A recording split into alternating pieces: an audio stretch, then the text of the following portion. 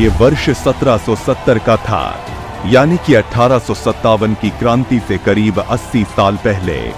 बंगाल और बिहार के इलाके में अंग्रेजी साम्राज्य शोषण का नया अध्याय लिख रहा था। ईस्ट इंडिया कंपनी वहां के बाशिंदों की जमीनों और जंगलों पर कब्जा कर रही थी। लेकिन प्रतिकूल और भयावह हालत में रॉबिन हुड के नाम से मशहूर तिलका मांझी की एंट्री होती है। स्वभाव से बागी और अपनी मिट्टी को मां समझने वाले तिलका मांझी ग्राम प्रधान भी थे और वे किसी भी कीमत में अंग्रेजों के दमन को स्वीकारने को तैयार नहीं थे।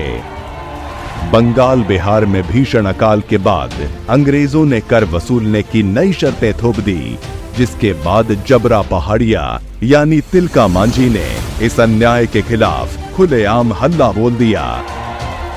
तिलका की अगुवाई में भागलपुर में अंग्रेजों का खजाना लूट लिया गया और दूसरे पड़ाव में रामगढ़ कैंटोनमेंट में पंजाब रेजिमेंट पर हमला कर दिया।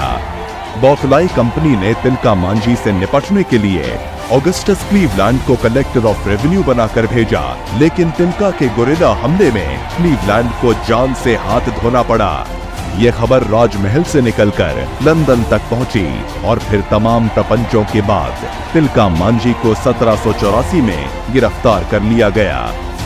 अंग्रेजी हुकूमत इतनी बौखलाई थी कि उसने फांसी देने से पहले घोड़े से बांधकर तिलका मांझी को भागलपुर तक घसीटा और फिर सरेआम फांसी दे दी। मिट्टी के महानायक तिलका मांझी फिरंगी ताकतों से लड़ने के प्रतीक बन गए।